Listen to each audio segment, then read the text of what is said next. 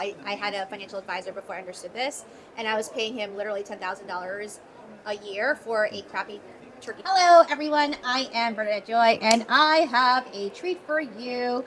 I'm Philip Taylor, CPA and founder of FinCon, owner of TravelCon, and also founder of the Creator CPA, bookkeeping and tax service for content creators. So I have a couple of questions for you. So let's talk Sure. about you as the CPA. Sure. Yeah. You are known as the Creator's CPA. Yeah. And I coach a lot of other creators, and I'm going to tell you a secret. A lot of the creators, they come to me for business coaching, and their taxes and their bookkeeping are a mess. Yeah. So what are 3 tips that you think in 2025 people need to hear if you're having a creator business? Sure. Yes. So to be able to make good decisions about your business, you need to understand it.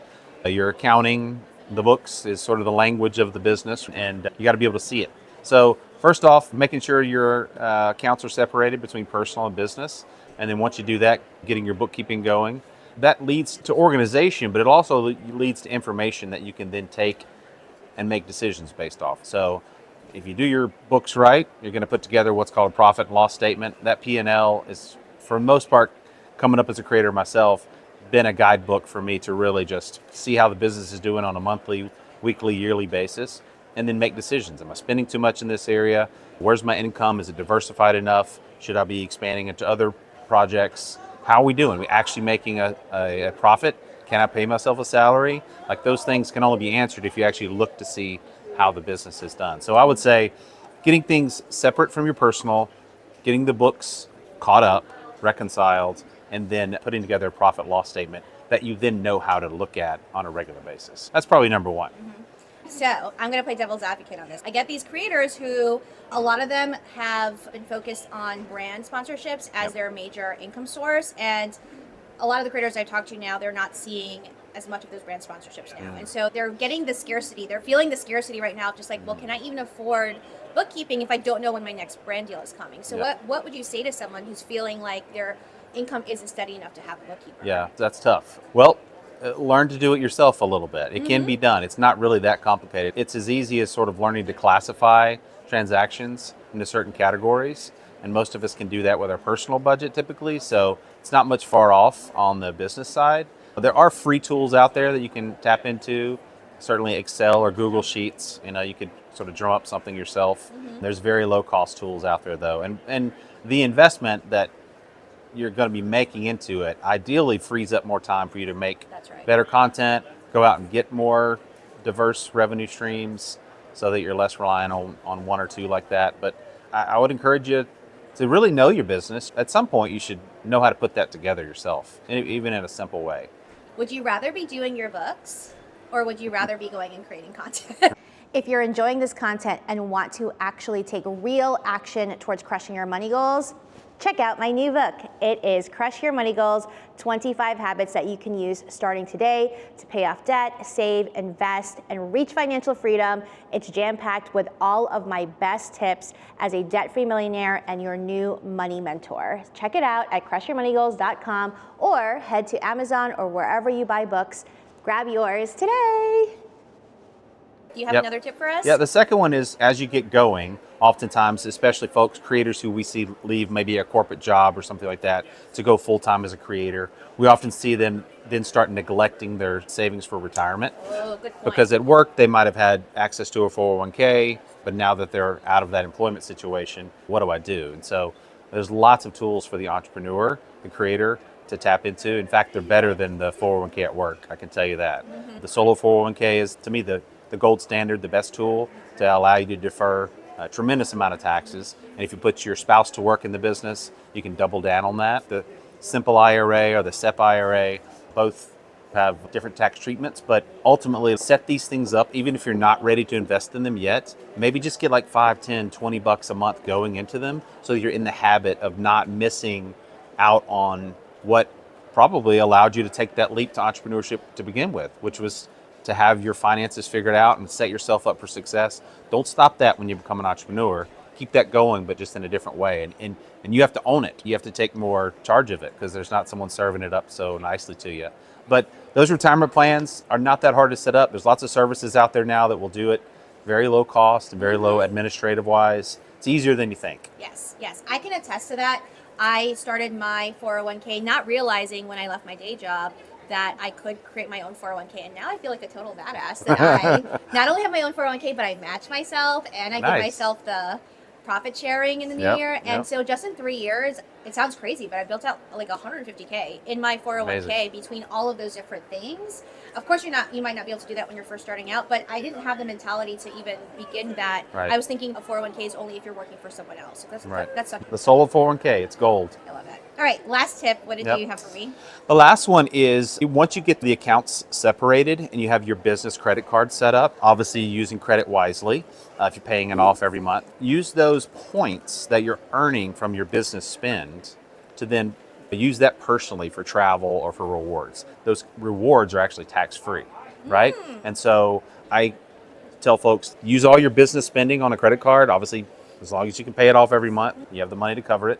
But then take those points and use them personally, and you're not paying any tax dollars on those earnings, which is really We cool. like tax-free money. Yes, that's right. So that little shift is another sort of advantage that I have. Just kind of making that little shift. So Such a great tip. Yep. For some reason, in my bookkeeping last year, I did it. It was in the wrong category, and so my great accountant picked it up and realized it was in the wrong category. And she's like, "You're not supposed to be taxed on this, so let's make sure we get it." So Nice. double check your books too, and make sure you have a good Yeah. CPA to check that for you. yeah. So we're gonna switch gears Sure. to PT, the CPA, to now PT, the founder of FinCon and now owner of TravelCon. That's right. Congratulations. Thanks, yeah. Because you see this at a macro level and being Right. the gatherer of all of us money nerds.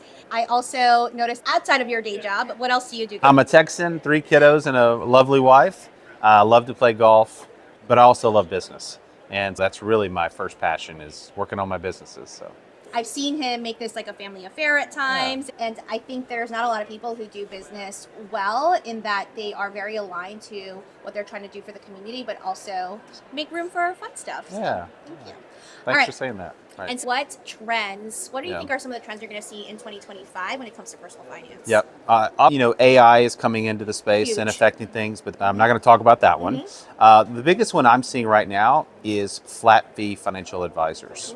Right? And so okay. historically, most financial advisors, have been somewhat inaccessible to folks who are just getting going with their 100%. retirement. But there's many more advisors now who sort of have become fiduciaries and have created a business model where they're just charging clients either a one-off price to give them sort of the plan and set them in motion, or they're charging a flat fee going forward. It's not based on the amount of money you have under management or the amount of products that you ultimately buy for them. They're not incentivized by those products. So there's a positivity happening in the retirement advice space. So I like that trend. I love that trend Yeah. too. Yeah. As someone who have seen people go to financial advisors not really understanding how to utilize Yep. them and then spending literally tens of thousands of dollars on.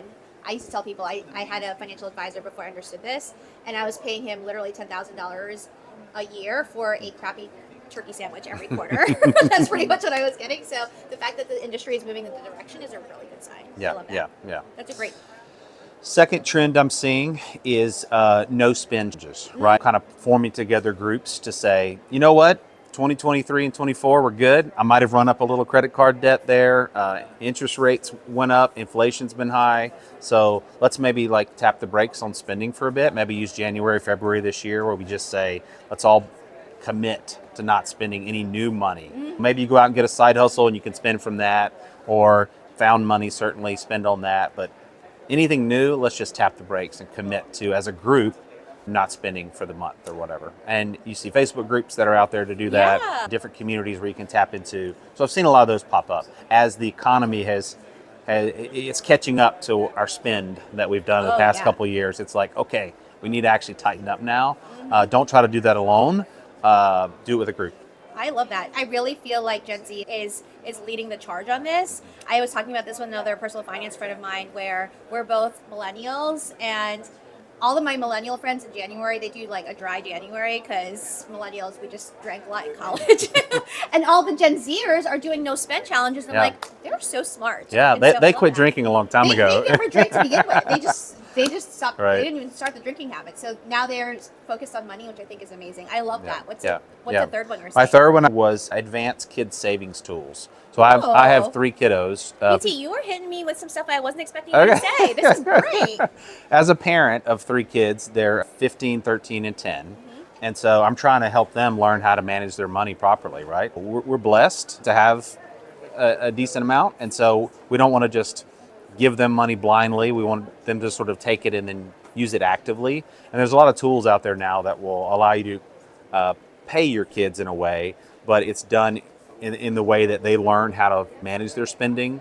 They can decide how much of the money goes into a savings account, how much goes into a tithe or a charitable account. So they're involved in those decisions. And then there's never this discussion with mom and dad, "Ooh, mom, I want to get this, I want to get this." We just don't have that conversation with our kids anymore because they have their card and each week a certain amount hits that. And so they know, they ask dad for the app so they can look and see how much is in their account or whatever. But the days of like having a conversation, a battle back and forth with your kids of like, buy me this or give me this, I think can be over with technology now. It has been for my family. I've seen that recently take off where there's lots of tools now, apps and debit cards that make it easy for parents to kind of allow their kids to make those small financial decisions now and maybe screw it up in a small way now, instead of maybe trying to hide money from your kids or kind of shield them from it. Let's get them active in it in a small way using technology, and then when they do get their own job, when they go out on their own, they have made some of those mistakes already. So yeah, that's big for me, and so I'm seeing that trend take off. I had a very happy moment for me this past week. I have a business coaching client, and she said to me, "I decided in 2025 that I'm going to stop bankrolling my adult children." And I was just like, that is so exciting. So you're way ahead of the curve on that one. Hopefully so. So before we head out, I know what FinCon is because I am a huge believer in FinCon. FinCon really helped me launch my career. FinCon is coming on a big milestone this year, no? 15 years. 15 years. I don't know anyone that's been doing anything for 15 years. That dates me a bit, but no, you know what? It dates you, but in such a positive way because I will tell you, going to FinCon, I always meet people who've been there since the first FinCon, and there's not a lot of conferences out there nowadays that people come back year over year and it feels like you're like seeing family again. We're blessed to have a cool community to serve. I call them the weird people on the internet that like talking about money, So we are pretty weird. I will say that. So is there anything that people will be looking forward to for FinCon this year? So our 15th one, we're going to have a lot of folks in Portland, Oregon this year in early September. So it should be a lovely time to be there. Tickets are on sale at FinCon Expo at FinConExpo.com. Very affordable. Good time for a creator who's just coming into the finance space to come check it out and get to know all the other creators and see their business take off. I love that. And he didn't ask me to do this. This is my own personal plug here, y'all. Is last year they gave me such honor of being able to host the main stage. And from that, I booked 50 collaborations. Awesome. 50, not 15. 50 collaborations with FinConners. I just finished the last few collaborations this past week. So I've been doing it since October, meeting up with all these different FinConners, and several of them have now become good friends of mine. Some of them have become clients. Some of them have become partners. And then the FinCon team have been people who've been rooting for me all this time. So if you have not already been to FinCon, I will challenge you this. Even if you're not a money nerd yet, keyword being yet, I have clients who are not in the money space and they come with me every year because they get so much value out of those sessions. So definitely check it out. And I will be there. So if anything, we can meet up at FinCon. Awesome. I love it. All right. Well, thank you so much. Been a pleasure. Thanks, Bernadette. If you like this content, check us out at crushyourmoneygoals.com. You can check out the new book, Crush Your Money Goals. And if you are not already subscribing, hit the subscribe button and we will see you next time. Bye. If you are ready to level up and actually start taking real action towards crushing your money goals, check out my new book. It is Crush Your Money Goals, 25 habits that you can start today to pay off debt, to save and invest. It's all of my best secrets as a debt-free millionaire, jam-packed into one book for just $18. So you can find more at crushyourmoneygoals.com or head to Amazon, Barnes & Noble's, wherever books are sold, or better yet, check out your local bookstore.